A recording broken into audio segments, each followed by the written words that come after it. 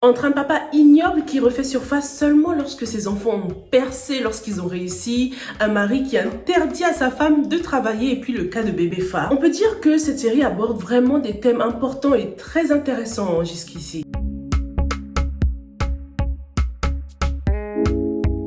Bonjour à tous et bienvenue sur Yeri TV, moi c'est Sylvia et sur cette chaîne je fais des revues et des analyses de films et séries afro. Sur cette chaîne on aime aussi donner notre opinion sur nos séries préférées, donc si c'est quelque chose qui t'intéresse, surtout n'hésite pas à t'abonner à la chaîne et activer la cloche pour ne pas rater la prochaine revue. Ça y est les gars, je sais pas vous, mais moi ça y est, je commence à être à fond dans la série, j'aime beaucoup les thèmes et j'aime beaucoup les personnages, je commence à m'accrocher aux personnages, surtout Amina. Déjà je trouve qu'elle joue super bien, mais franchement ce thème est super intéressant. Non mais il est vraiment culotté ce mari. C'est un idiot, franchement, c'est un idiot. On aurait compris encore s'il laissait sa femme travailler, mais qu'il utilisait son argent, l'argent de sa femme, tu vois, parce qu'il y a vraiment des hommes qui font ça, des hommes paresseux qui utilisent l'argent de leur femme pour entretenir leur maîtresse. Mais là, pourquoi interdire ta femme de travailler, quoi? Surtout que, vu le caractère d'Amina, ça se voit qu'elle contribuerait avec plaisir aux dépenses de la maison, quoi. Donc ce serait gagnant-gagnant. Je pense que le problème de Jules, c'est que c'est un mari complexé, c'est tout. C'est un macho complexé. On sait pas encore très bien ce qu'il fait dans la vie, lui, mais ça se voit qu'en fait, il ne veut pas que sa femme réussisse mieux que lui. Il veut la garder à la maison en tant que femme au foyer pour qu'elle perde sa valeur, quoi. C'est vraiment le cas de le dire. L'effet qu'il me donne là, c'est vraiment le cas d'un mari complexé qui ne veut pas que sa femme s'épanouisse. Elle est belle, intelligente, bosseuse et ça va malgré son travail. On voit qu'elle arrive quand même à s'occuper de son mari. Ça se trouve, elle gagne même plus que lui, Elle est bien financièrement. C'est à confirmer, parce qu'on nous a pas encore montré le côté professionnel de Jules. Et puis lorsqu'on voit leur appartement, on se rend compte que ça va quand même, ils sont bien financièrement. Donc je pense que Jules, il a un bon poste, on verra bien. On remarque aussi que le peu de temps où on nous l'a montré, Jules passe son temps à rien faire, quoi. Soit il est sur le lit, en train de passer un coup de fil, au téléphone, ou en train de regarder du foot à la télé. Est-ce que tu penses que Jules est moins ambitieux que sa femme? En tout cas, ça se voit qu'il ne veut absolument pas que sa femme soit au même niveau que lui, financièrement. Jules a clairement une très mauvaise image de la femme. Je pense que pour lui, une femme ne peut jamais gagner plus, jamais être au-dessus de lui. C'est lui qui doit être le chef, quoi, dans tous les domaines. Autre chose que j'ai kiffé en regardant ces 3 premiers épisodes, c'est que la série nous apprend que dans la vie, en fait, il y a des gens qui voient avec les yeux et d'autres qui voient avec le cœur. Et c'est le cas de la maman Thérèse, qu'on a découvert dans le 2e épisode. J'ai kiffé comment elle a été représentée, en mode la meuf qui pense qu'au Khalis, tout ce qui compte pour elle, c'est le côté financier, l'argent, et puis c'est tout, quoi. Elle ne veut clairement pas que son fils fréquente n'importe qui, surtout pas une pauvre. Pour maman Thérèse, ce qui est le plus important, c'est la valeur financière. Elle a demandé à son fils d'aller regarder la définition du mot valeur dans le dictionnaire, mais maman Thérèse oublie qu'il n'y a pas qu'une seule définition du mot valeur, C'est à chacun de choisir ce qui est plus important. J'aimerais beaucoup savoir qui est le père de Abdou, là, son fils. Il s'appelle bien Abdou, les gars. Désolé si je me trompe dans les prénoms, c'est le début de la série. le temps qu'on s'adapte là. Je dis ça parce qu'il a l'air de ne pas avoir de point commun avec sa mère. Et puis je me dis, vu comment sa mère a l'air d'être la boss lady de la house là, peut-être que c'est une mère célibataire, qu'elle ne vit pas avec son mari. À un moment, j'ai cru que c'était Monsieur Mar, son mari. Mais j'ai vu qu'il n'habitait pas dans la même maison qu'eux. En tout cas, j'aimerais beaucoup savoir pourquoi maman Thérèse est aussi sans cœur. Peut-être qu'elle a eu une enfance difficile, qu'elle a connu la pauvreté et qu'elle s'est dit plus jamais ça, tu vois. Et c'est pour ça que maintenant, elle est aussi dure, quoi. En tout cas, Abdou, lui, il est vraiment remarquable. Contrairement à sa mère qui ne considère que les valeurs financières, lui considère clairement les valeurs humaines. Il a cité les meilleures qualités de Nafi. On a vu dans le premier épisode, il était vraiment down to earth, il considérait les vraies choses de la vie. Il s'était même mis à la place de Nafi pour essayer de vendre les mads et tout ça. En tout cas, cette belle histoire d'amour entre ces jeunes s'annonce hyper compliquée, parce que comme Nafi l'a dit, les enfants ont tendance à se plier aux règles de leur mère, les garçons ont tendance à suivre la volonté de leur mère. C'est important pour recevoir les bénédictions et tout ça. Donc Abou n'aura peut-être pas pas le choix, hein. Il va peut-être devoir écouter sa mère, quoi. C'est triste parce qu'on voit clairement qu'il a déjà été accepté par la famille de Nafi dans le premier épisode. Lorsque son frère est arrivé, il l'a salué normal. C'est dommage que la maman ne voit pas à quel point son fils est bien tombé, hein, dans la famille idéale, quoi.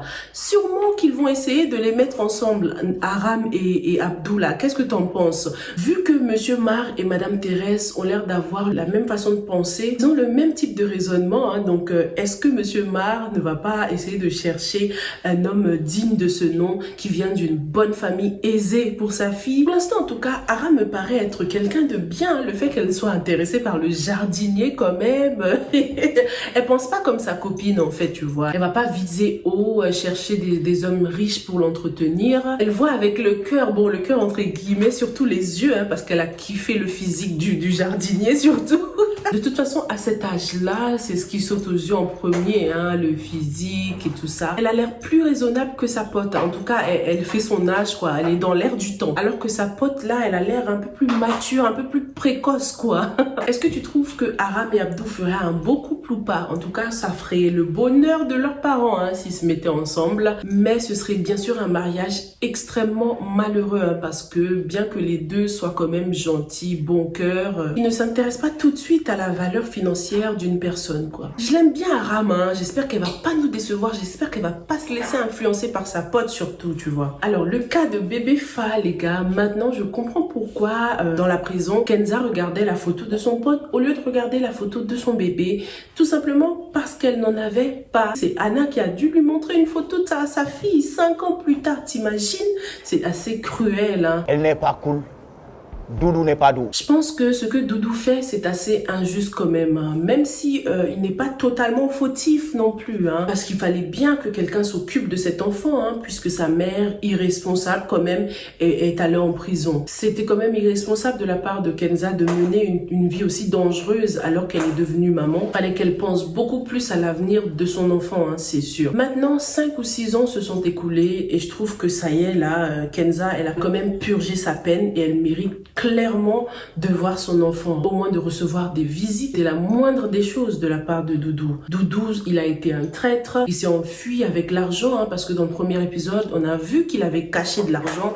Donc il a pris l'argent, il a pris l'enfant, il est allé se refaire une petite vie tranquille avec sa femme, sans jamais rien dire à sa femme, hein. Est-ce que tu penses que Sira sait que bébé Fa est l'enfant d'une femme emprisonnée? D'ailleurs, pendant tout l'épisode, il n'arrêtait pas de dire que bébé Fa n'était pas leur enfant à tous les deux. Donc est-ce qu'en vérité bébé Fa n'est même pas la fille de Doudou mais la fille du mec dont Kenza regarde toujours la photo? Elle menait une vie assez mouvementée, hein, donc ça se trouve elle a fricoté avec les deux hommes, hein. L'avenir nous le dira, mais je trouve ça tellement curieux qu'elle garde cette photo aussi précieusement. Elle en prend soin, elle devient agressive lorsqu'on marche sur la photo. C'est une situation délicate parce que d'un côté je trouve que Doudou il a quand même bien fait d'élever bébé Fa. On voit que c'est un papa parfait, il s'en occupe super bien, il essaye toujours d'être très présent dans sa vie, mais il a quand même déconné de priver cet enfant de sa mère, quoi. Parce que malgré tous les défauts de Kenza, elle reste sa mère. Dis-moi ce que tu penses de cette situation-là. Est-ce que tu penses que Doudou a bien fait de s'occuper de bébé Fa? Est-ce que Kenza sera capable de s'occuper de cet enfant une fois libéré? Il lui faut des moyens, hein, financiers. Il faut qu'elle resserre les liens avec sa fille, hein, qui n'est pas du tout habituée à sa maman. Donc ça, c'est compliqué.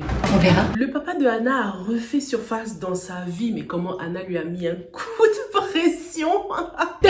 Avec ses filles, nous n'avons plus besoin de toi. Dès qu'elle l'a vu, tous ces mauvais souvenirs ont ressurgi, ont refait surface. Son père les a donc mis dehors, hein, elle et son frère, alors qu'ils n'étaient que des ados. On a compris qu'il a traité sa mère de mauvaise mère et tout ça. Leur papa s'était sûrement trouvé une autre femme beaucoup plus fortunée que leur maman. Du coup, il voulait se débarrasser des enfants. Ce scénario nous permet du coup d'en savoir davantage, hein, sur Anna, de savoir vraiment d'où lui vient toute cette détermination et le fait qu'elle soit aussi proche de son frère, hein. Les deux se sont vraiment soutenus, ils ont grandi ensemble sans parents. Ce qui explique du coup comment Doudou s'est retrouvé dans le monde de la drogue, quoi. Je m'en doutais, hein. Doudou a suivi un autre chemin comparé à sa sœur qui est beaucoup plus intègre. Lorsqu'on voit la dégaine du papa, là, on constate qu'il n'est pas très riche, hein. Il est peut-être malade aussi, hein, même. Et maintenant, il lui faut de l'aide de ses enfants. Comme quoi, on ne sait jamais ce que l'avenir nous réserve, hein. Les gens que tu considères comme trash aujourd'hui peuvent devenir des treasures demain, hein. Il les a jetés parce qu'ils n'avaient aucune valeur pour lui. Et voilà, aujourd'hui, les choses ont changé, hein.